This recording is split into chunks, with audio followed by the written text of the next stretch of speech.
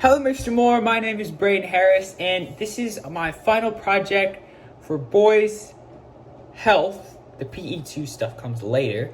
And this is my careers in the health field project. And I chose an orthopedic surgeon for my health career because I have had incidents where I've needed to go to the orthopedic doctor or not a surgeon. I haven't had that one that bad. But it was interesting just to see how they were able to. So just orthopedics in general, it's just really interesting. So the research questions that are provided in the prompt was, what is the primary goal of this profession? What type of education is required for this profession? And what about this profession is most interesting to you? So I kind of answered the third question, why it's interesting to me, because like I said, I've had experiences where I've needed to go to the orthopedic doctor, and I just thought it's really cool how they're able to put me back together after I break myself.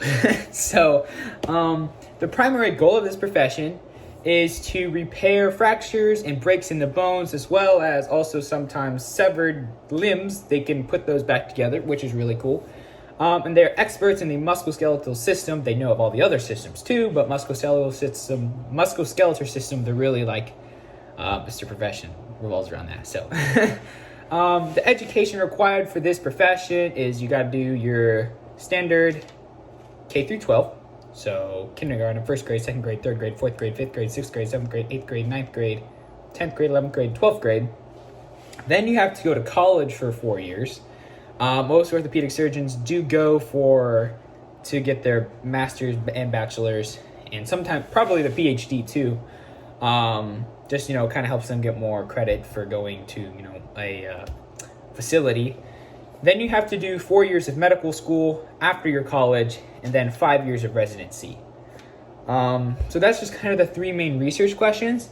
Then the second thing on the final project is to explain the experience I had with my interview. So I interviewed Dr. Steven Sandoval, and it was just really cool to be able to learn from someone who practices this, because it's one thing to be able to read it online and they're like, oh, it's cool. But to actually interact with him, he told me how some of the procedures were done. So, for example, my Taekwondo teacher had to get knee surgery because he is a 9th degree black belt. I have two teachers. One of them is younger. He's the second best kicker in the world. Second one is 9th degree black belt. There's only very few of them in the entire world because you have to do since several decades in Taekwondo. So he's, I believe, 70 years old. And he needed a knee replacement. And I didn't really know what that was. So I asked him, and he said it was just really interesting to learn how they do things. He said they cut pieces of the bone off, put titanium on there instead to coat the bone, and then they put this plastic-like stuff to kind of emulate cartilage. He said the cartilage was smoother than ice on ice, which I thought was incredible.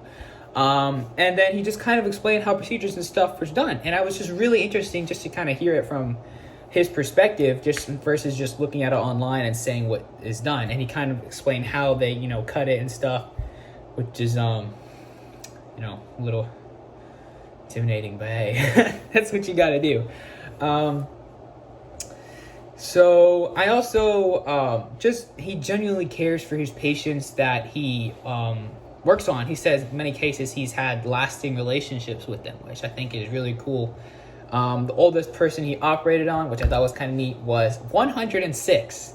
So I don't know what the oldest person is. I think it's 112. I'm not sure. I could be wrong. Except for the guy in the Bible who's 900 something. But hey, that's pretty good. He said she was really nice.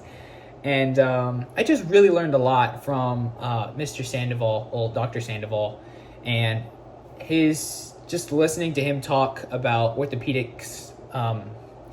It really makes it seem like a career that I really want to do someday, and that's really cool because it sounds like it's really awesome. Also, there is sometimes though where it gets tough, but he said it was a rewarding career.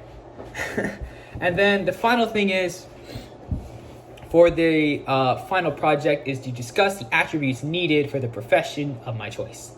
So I have 10 things I listed. The first one was extremely fine motor skills, because motor skills are important.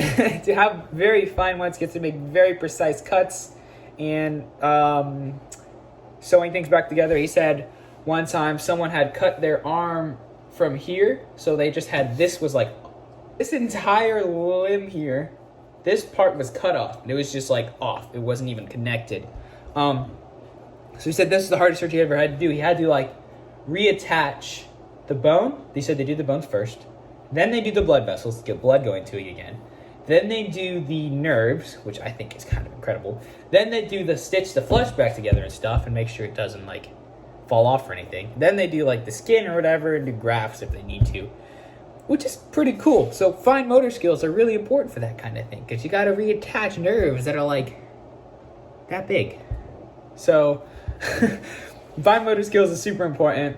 Second thing I would think would be leadership ability, because he said in some cases he's had to take over for someone who couldn't make it, and he had to give executive orders to say, hey, we can save this person's finger or we can't. Well, he said the only reason you wouldn't be able to really save a finger is if a dog bit it off, because it's kind of nasty and get infected and stuff. But if it's cut off with a saw, then you can put it back on pretty easy.